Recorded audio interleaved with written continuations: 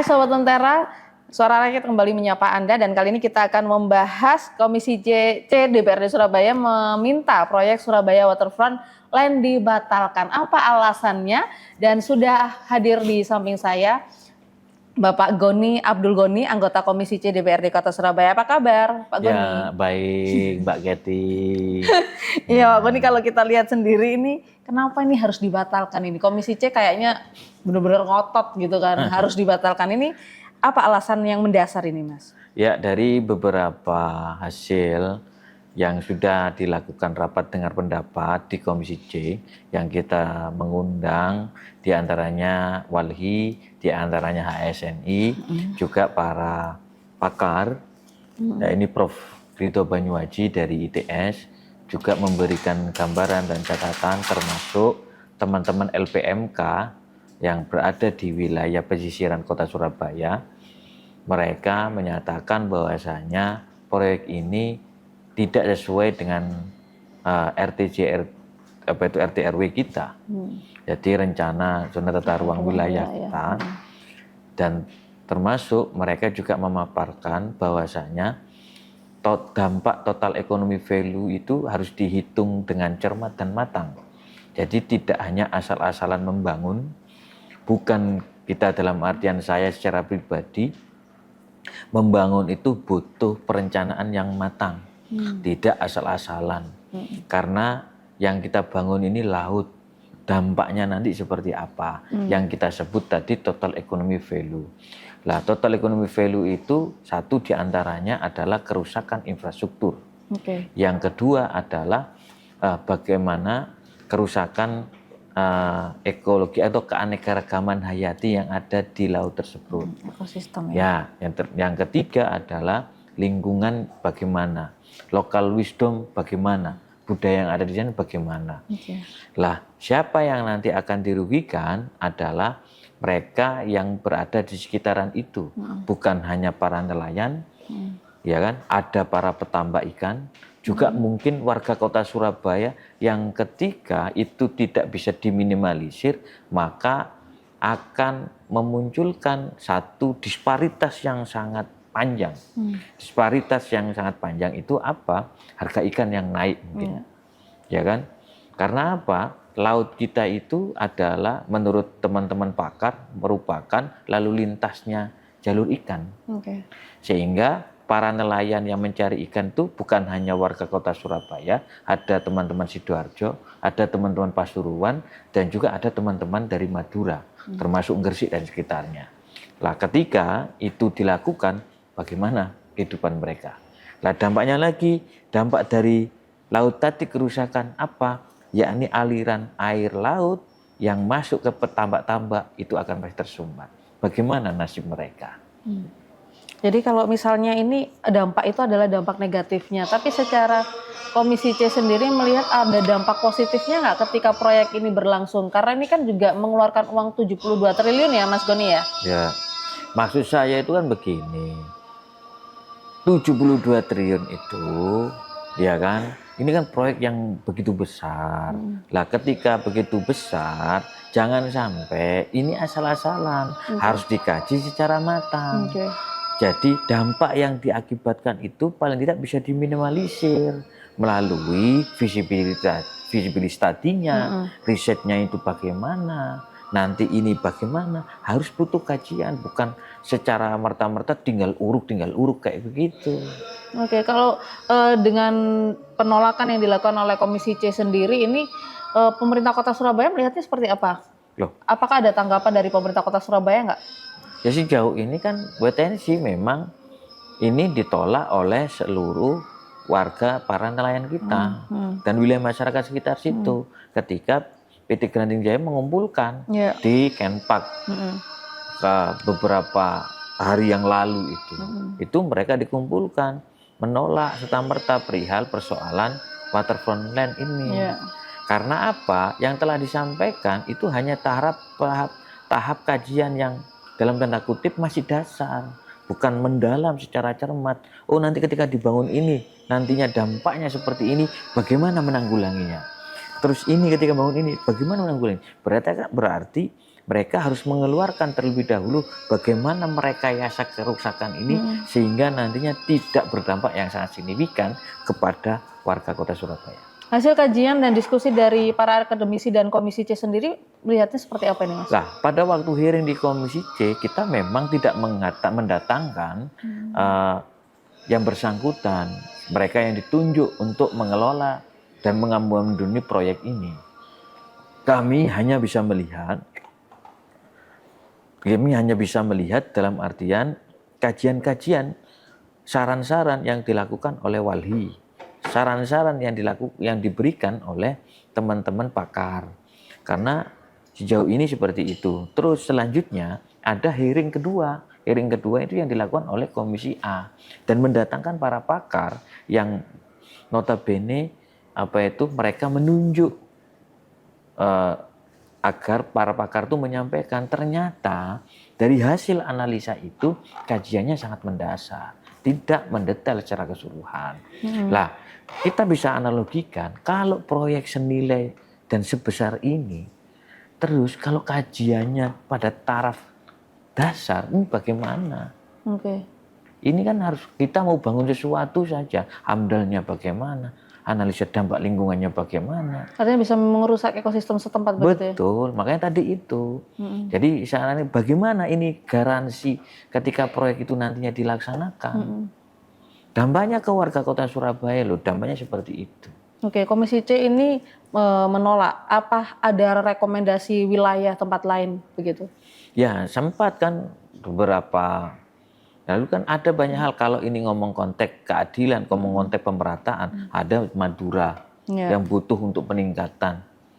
Ya kan pemerataan, ada Gresik semisal, ada Pulau Bawean yang di sana ada bandaranya. Ya kan? Coba kan banyak hal sehingga apa? Warga masyarakat di sana bisa meningkat kesejahteraannya. Artinya tidak harus di Kota Surabaya begitu ya, Mas Goni? Ya, tidak masalah sama misal di Kota Surabaya, makanya saya berharap kajiannya harus dengan matang, bukan asal-asalan. Nggak hanya sekedar membuat proyek dengan nilai besar, tapi kajian yang mendalam tidak ada begitu ya? Oke, baik, kita akan lanjutkan kembali, tetaplah bersama kami di Suara Rakyat.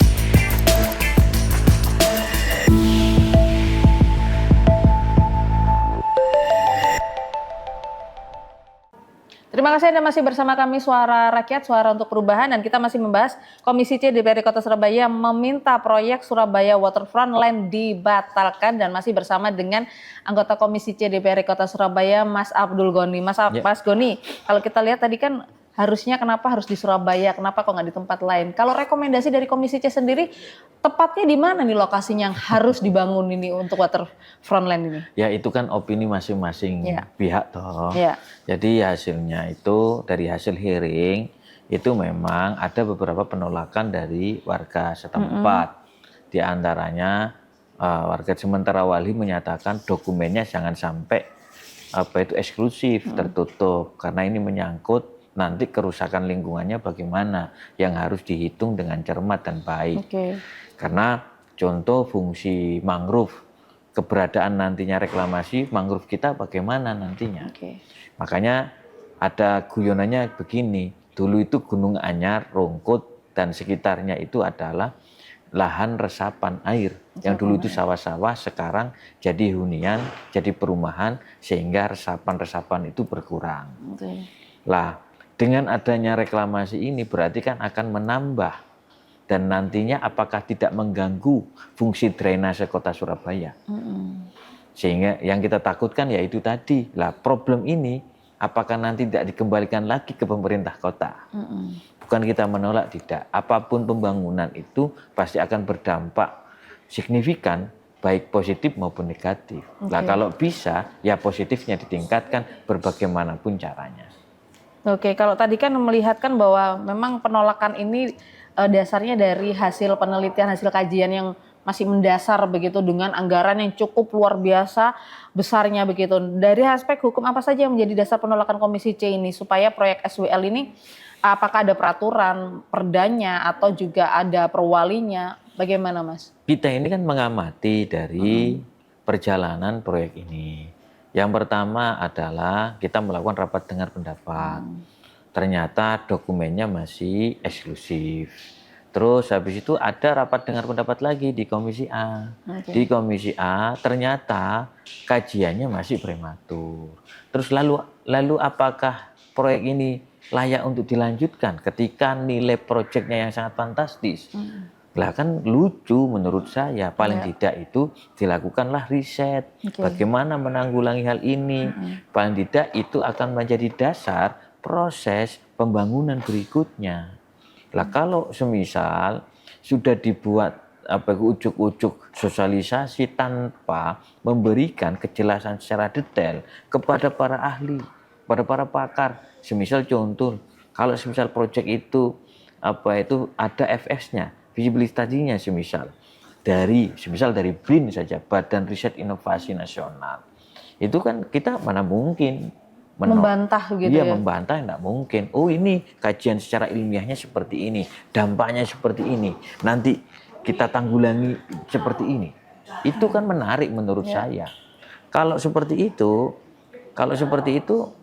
sungguh tidak pasti tidak akan penolakan. Malah dikumpulkan pada waktu itu para nelayan itu dikumpulkan di Kenjeran Park. Jadi diberikan gambaran, sementara SDM mereka itu mohon maaf ya, di bawah standar. Lah, setelah sepulang dari itu mereka mendengarkan paparan, ya mereka menyampaikan, mereka menolak dengan kondisi real yang ada saat ini saja. Itu kondisinya, ekonominya pasang surut, ya kan, naik turun. Nah, bagaimana kita pemerintah kota sudah memberikan advice yang luar biasa, memberikan perhatian yang luar biasa kepada para nelayan pesisir kota Surabaya ini, karena nelayan di kota Surabaya ini adalah profesi yang paling tua, yang perlu dilestarikan, ditata lebih lanjut, lebih baik. Artinya kalau kita lihat sendiri sebenarnya memang meskipun anggaran 72 triliun ini, apakah nanti kalau Komisi C ini melihatnya ada alokasi dana yang sudah dibicarakan untuk mengatasi dampak negatif yang mungkin terjadi? Kan kalau kita lihat tadi sudah ada sosialisasi kepada para nelayan begitu. Lah iya, makanya hari yang lalu sudah disampaikan dengan betul oleh teman-teman pakar, paling tidak itu melibatkan secara seluruhan dampak yang nanti diakibatkan oleh proyek ini. Lah tinggal cobalah undang para pakar untuk mengkaji secara keseluruhan, hitung kerusakan yang ada, solusinya bagaimana. Lah dari situ paling tidak dibukukan, dilegalkan dengan dokumen yang bisa dipertanggungjawabkan. Oke. Nah, jangan sampai asal-asalan setelah membangun terus kabur, kan kacau. Iya, Mas Goni, seberapa urgensi sih proyek ini kalau Komisi C melihatnya untuk Kota Surabaya sendiri?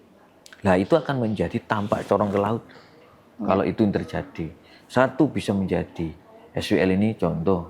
Apakah ini nanti akan seperti Kota Surabaya yang luar biasa sebisa. Ini kan menjadi nilai daya tarik tersendiri. Apakah ini nanti akan menguntungkan pemerintah Kota Surabaya terkait dengan pemindahan ibu kota dari Jakarta ke IKN, ya kan? Dengan adanya ini, itu pasti akan dihitung secara keseluruhan.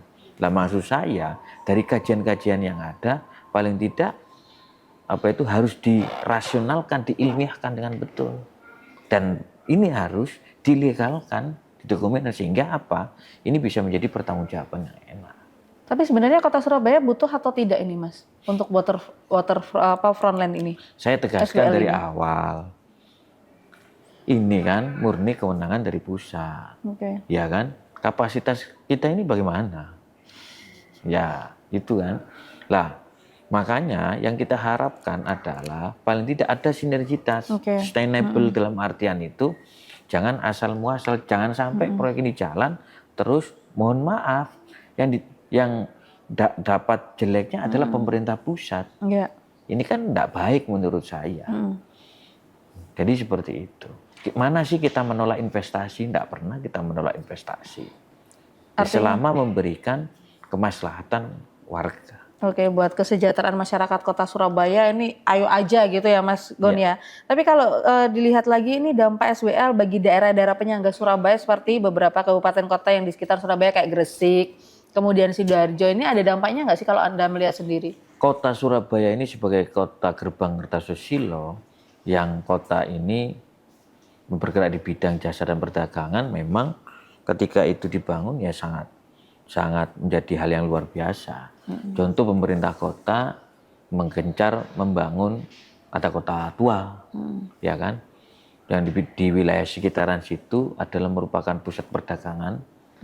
Tanjung Perak merupakan pelabuhan yang nantinya ketika ada IKN itu berpindah, ibu kota negara itu berpindah ke IKN, sungguh sangat diuntungkan.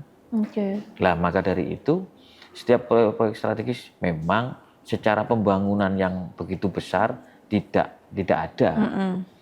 Jadi kan kayak ini contoh kita pembangunan pabrik besar hampir di kota Surabaya tidak ada. Yang mendapatkan efek mungkin Gresik, sekitaran. Iya, sekitaran Surabaya Raya begitu ya. Kita menjadi pusat perputaran itu. Perekonomian lainnya begitu. Oke, baik, kita akan lanjutkan kembali Mas Goni. Sobat Lentera, tetaplah bersama kami di Suara Rakyat.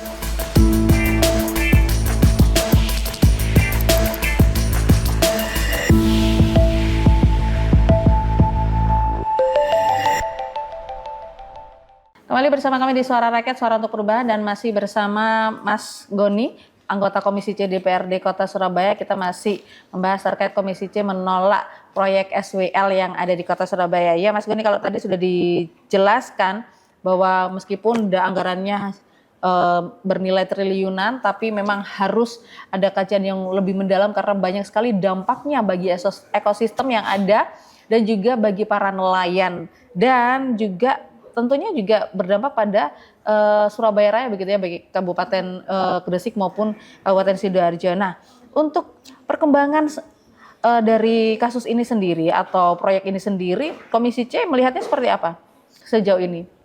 Ya kan sejauh ini dari hasil rapat dengan pendapat memang ditemukan kajiannya kan sangat mendasar. Jadi hanya sebatas itu. Maka dari itu ya kita tidak mungkin menyetujui proyek tersebut berjalan karena kajiannya sangat prematur. Lah, karena ini kan tidak sebanding gitu loh dengan nilai yang nantinya digelontorkan untuk mensukseskan proyek ini. Sementara dampak yang diakibatkan itu waduh, luar biasa. Luar biasa begitu ya. Iya. Oke. Yang dirugikan pastinya kan warga kota nantinya Surabaya. Lah, apakah kita nanti sebagai legislator akan diam saja? Kan ya tidak mungkin. Tetap membela hak-hak rakyat gitu ya. Ya, Mas Gon, kalau kita lihat sendiri sempat tadi di awal menyebutkan BRIN, Badan Riset dan Inovasi gitu ya. Dan ini kalau Anda lihat, apakah BRIN ini juga sudah mendapatkan peran untuk proyek SWL ini sendiri? Ya kan saya juga tidak tahu sejauh ini yang disampaikan oleh pihak yang nantinya ditunjuk oleh mengelola proyek ini, dan itu datanglah ada akademisi menyampaikan ya memang proyek ini masih preliminary atau masih prematur. Lah ketika itu disampaikan masih prematur, ya patut diragukan. Lah maksud saya dengan jeda waktu yang sedemikian ini paling tidak lakukanlah riset yang bisa dipertanggungjawabkan secara ilmiah, kajiannya harus dihitung, nantinya harus seperti apa, dan paling tidak itu dibukukan, didokumenkan, dilegalkan dengan baik sehingga pertanggungjawabannya bisa benar-benar bisa dipertanggungjawabkan. Bisa dipertanggungjawabkan, dan dampaknya ini dampak negatif yang tadi sempat dijelaskan ini bisa terhindar begitu ya. Betul. Ya, target sendiri pemerintah pusat ini kan disampaikan dengan membangun SWL di Surabaya ini sebagai PSN, baik dari segi ekonomi, sosial, dan budaya ini akan meningkat. Anda setuju atau tidak ini? Loh, saya setuju saja dalam artian setiap pembangunan itu kan memiliki dampak positif. Selama ada dampak positif, ya kita pasti sepakat karena pasti akan memberikan manfaat untuk warga kota kita, pada kota tercinta kita.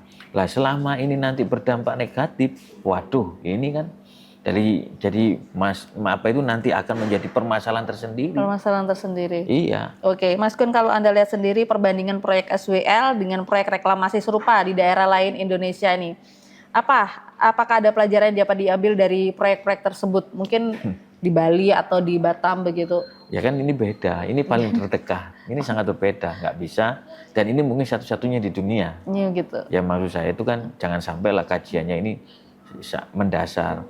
Lah ini akhirnya kan paling tidak satu mendiskreditkan pemerintah pusat yang memberikan kepercayaan yang luar biasa kepada pihak swasta ini. Jadi kepercayaan dari pemerintah pusat itu jangan sampai disia-siakan dengan baik. Oke, artinya memang kesempatannya untuk melakukan penelitian lebih lanjut ini tidak hanya sekedar asal-asalan, tapi memang benar-benar begitu ya, Mas Goni ya. Mungkin ada kemungkinan nggak ruang diskusi yang dibuka untuk semua pihak, baik pemerintah pusat, daerah, mungkin ahli juga akademisi, BRIN, masyarakat, mengkaji sesama SWL dengan berpegang evaluasi proyek reklamasi serupa? Ya pihak sana kan silakan dilakukan dengan baik. Jadi ketika itu dilakukan dengan baik, melalui kajian dan beberapa pakar mungkin dari beberapa banyak perguruan tinggi yang melakukan riset, nantinya ketika dibangun ini dampaknya seperti ini, penanggulangannya bagaimana, itu kan harus dihitung dengan cermat. Karena dengan posisi seperti ini saja, kondisi real masyarakat di wilayah pesisiran itu ya dalam artian sedikit terganggu. Oke Mas Gon, terakhir pesan kepada masyarakat warga kota Surabaya, khususnya nih para nelayan, dan juga kepada pemerintah kota Surabaya dan khususnya pemerintah pusat. Ya, Silakan. kami berharap terkait dengan proyek SWL ini, Surabaya Waterfront Land, bisa nantinya memberikan kemaslahatan untuk warga kota Surabaya. Jangan sebaliknya, kami berharap nanti perlu dilakukan kajian secara mendalam agar mungkin proyek ini bisa diterima dengan baik oleh warga yang terdampak. Jadi jangan sampai kepercayaan yang sudah diberikan kepada pihak swasta ini nanti memberikan dampak negatif kepada pemerintah, sehingga akan menimbulkan hal-hal yang tidak baik kepada pemerintah. Kami atas nama anggota Komisi C, warga Kota Surabaya, saya berharap tenang, nyaman untuk selalu meningkatkan kegiatannya dalam rangka peningkatan perekonomian yang ada di wilayah Kota Surabaya. Jangan sampai terganggu perihal persoalan apakah ini setuju ataukah tidak. Kita nanti menunggu bagaimana selanjutnya proyek strategis nasional ini bisa berjalan dengan baik ataukah tidak. Oke, baik. Terima kasih Mas Goni. Semoga ini juga ada win-win solution ya untuk proyek SWL yang ada di Kota Surabaya ini. Terima kasih, saya Catherine Ellison. Ya. Sampai jumpa.